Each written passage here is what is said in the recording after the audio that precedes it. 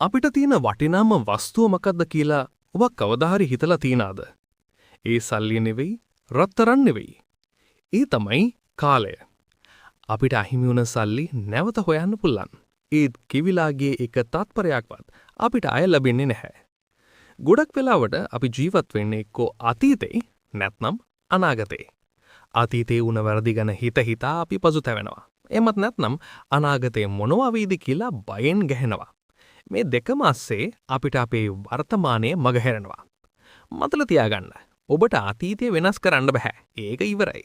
ඔබට අනාගතේ පාලනය කරන්නත් බෑ. ඒත් ඔබට අද දවස පාලනය කරන්න පුළුවන්. ඔබ අද කරන දේ තමයි හෙට දවසේ ඔබේ ඉරණම තීරණය කරන්නේ. ඔබේ හීනෙට යන්න ලොකු සැලසුම් ඕනේ තමයි. ඒත් ඒ සැලසුම ක්‍රියාත්මක කරන්න ඕනේ අදයි.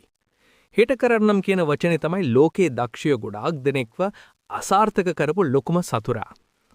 අද දවසේ ඔබ කරන පුංචි කැපකිරීම හෙට දවසේ මහා ජයග්‍රහණයක් වෙලා ඔබට ලැබෙයි.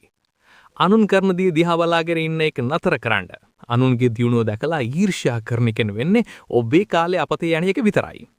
ඒ වෙනකොට අද මම ඊට වඩා එක පියවරක් හරි ඉදිරියට යන්නේ කොහොමද කියලා හිතන්න. ඔබේ තරඟේ තියෙන්න ඕනේ ඔබත් එක්කමයි. ජීවිතයේ ප්‍රශ්නේහි ඒ ප්‍රශ්නවලට බයි හැංගෙන්න එපා. ප්‍රශ්නයක් කියන්නේ ඔබව ශක්තිමත් කරන ලැබුණු අවස්ථාවක්.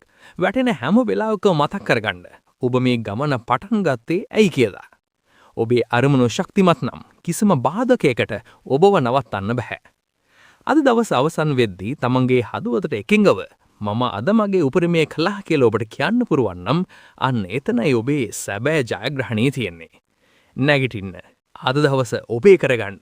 ඔබේ දෛවයේ ලියන්න තියෙන පෑන තියෙන්නේ ඔබේ අතේ. සීන සටහන් අපි ප්‍රාර්ථනා කරනවා ඔබේ හැම හීනයක්ම සැබෑ වෙන්න කියලා. අදම පටන් ගන්න.